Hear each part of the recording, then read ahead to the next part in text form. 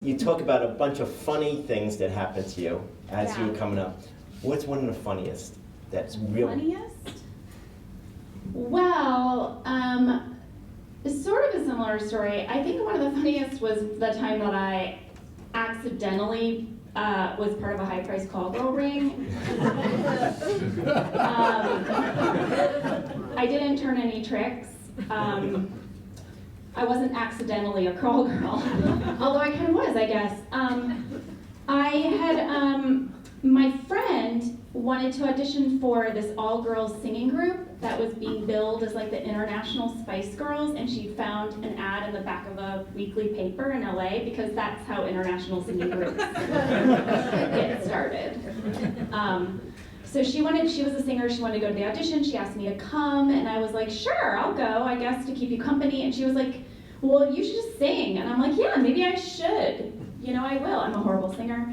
And so I went to the audition, and it was like deep in Van Nuys, which is like not, again, where they normally hold auditions for international singing groups, at a guy's apartment. Again, none of these things are sounding legit in hindsight, but at the time it all seemed reasonable. So we went, there was a very long line of people lining up. They were singing songs, so it was happening. You guys, I got the part.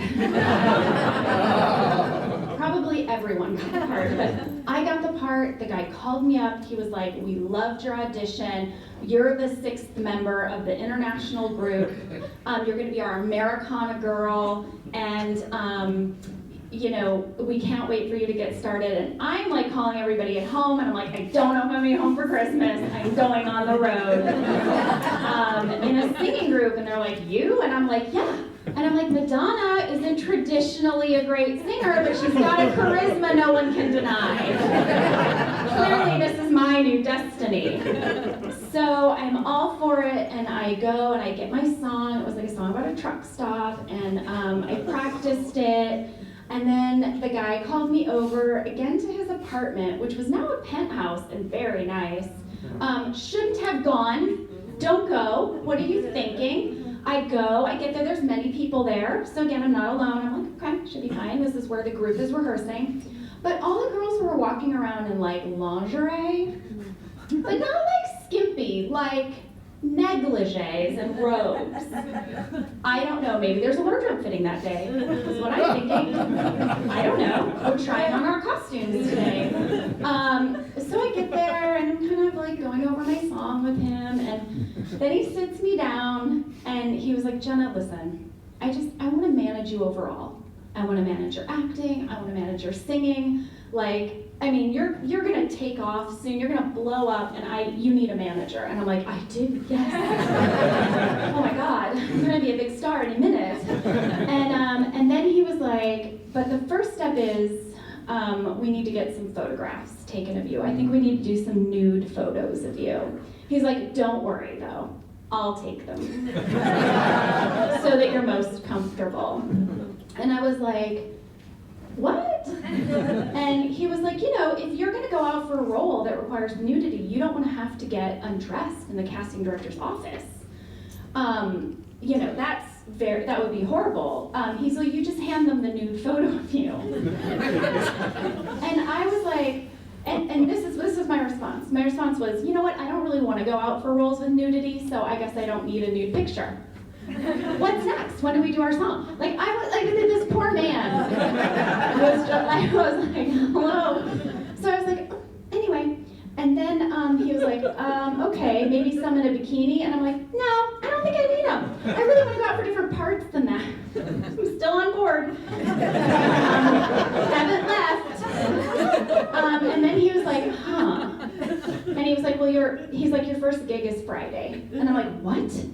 Friday? We haven't practiced any of the group routines or the harmonies. And he was like, it's for a group of traveling Japanese businessmen. I'm not lying. And I was like, traveling Japanese businessmen? He's like, it's a private show. You'll just be doing your song. And I'm like, it's a 3.5-minute song, what a short show.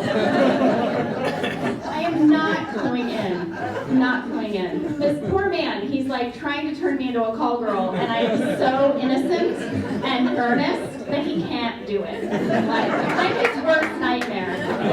It's like when you get a telemarketer and then you troll them back. That's what was happening to this guy. He's like, oh my God, this is the biggest headache. I wish I'd never picked her. So then he was finally like, let me cut to the chase. He's like, you'll do your song. Really, will I? And he was like, and then afterwards, you can just provide these gentlemen with as much or as little companionship as you like. But the more companionship you provide, the more money you can make. And then I was like, oh, I'm out. And that was the end of my singing career. And an interesting phone call home. Then my family was like, how's the singing group? And I'm like, yeah, you know what? I had to leave because of some creative differences. I didn't like the direction of the group and the songs we were picking. So that was humiliating. That was also like the most potentially dangerous situation, right? Like, it's funny in hindsight because I didn't get raped or murdered, but you should never go to auditions in a person's house, and or any of the other things I just described. Just all of that, don't do any of that. Is the struggle necessary that you went through and countless other people that is successful and unsuccessful go through? I believe it is. I believe that part of the struggle is essential to developing the artistic resolve. And I think that that going back and having the will to continue over and over again is part of the process of being an artist. I think that it is. It's how you will know if it's meant for you. And it's okay if it's not. That's the other thing. And I think the other thing too is that sometimes you are being called in a different artistic direction than the one that you thought you came here for. I know that my husband went to a top acting conservatory. It was his intention to be an actor. And while he was a struggling actor, he and his friends decided to start making short films, and they didn't have anybody to write them. So he was like, well, I mean, I used to write in high school, I'll write them. And then his first short film won an award. And then someone asked him to write something else. And so it was like, it turned out that what the world wanted from him was writing. He thought it was acting, that's what he wanted to do. And now he's a writer-director because he kind of answered the call along the way. So, you know, it's a combination of, I think, digging in and saying, I want this, I'm gonna do it, I'm gonna keep going, and also like, but wait, what does the world want from me? Because that's where I think you'll ultimately find your happiest artistic self.